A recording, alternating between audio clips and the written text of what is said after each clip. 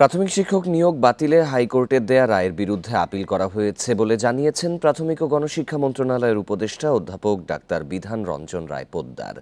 সোমবার সন্ধ্যায় রাজধানীর ফরেন সার্ভিস একাডেমিতে ব্রিফিংয়ে এক প্রশ্নের জবাবে একথা জানান তিনি। প্রাথমিক ও উপানুষ্ঠানিক শিক্ষার সার্বিক মান উন্নয়নের লক্ষ্যে গঠিত কনসালটেশন কমিটির রিপোর্ট প্রধান উপদেষ্টার কাছে জমা দেওয়ার পর এই সংবাদ সম্মেলনে জানানো হয়, প্রাথমিক ও উপানুষ্ঠানিক শিক্ষার ৮টি বিষয়ে শতাধিক সুপারিশ করা হয়েছে।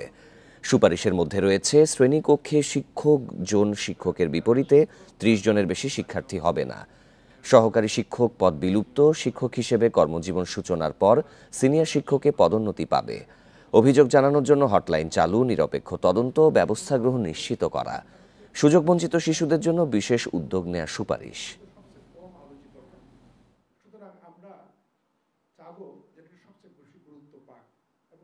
প্রাথমিক শিক্ষাই সবচেয়ে গুরুত্বপূর্ণ বিষয়, কিন্তু সবচেয়ে কম আলোচিত হয়। সুতরাং আমরা চাবো যেটা সবচেয়ে বেশি গুরুত্ব পাক, এবং সেটা আমার জন্য আসার কথা যে উনি আমাদের যে দায়িত্বগুলো পড়বে সুপারিশসমূহ বাস্তবায়ন করার ক্ষেত্রে, সেই ক্ষেত্রে উনি একটা ইতিবাচক ভূমিকা পালন করবেন। বিদ্যালয় বহির্ভূত ঝরে পড়া শিশুদের কার্যসূচির জন্য উপানুষ্ঠানিক শিক্ষা ব্যুরোর নেতৃত্বে প্রতিষ্ঠিত দক্ষ এনজিওদের সহযোগিতার মাধ্যমে কার্যকর মডেল তৈরি করতে হবে।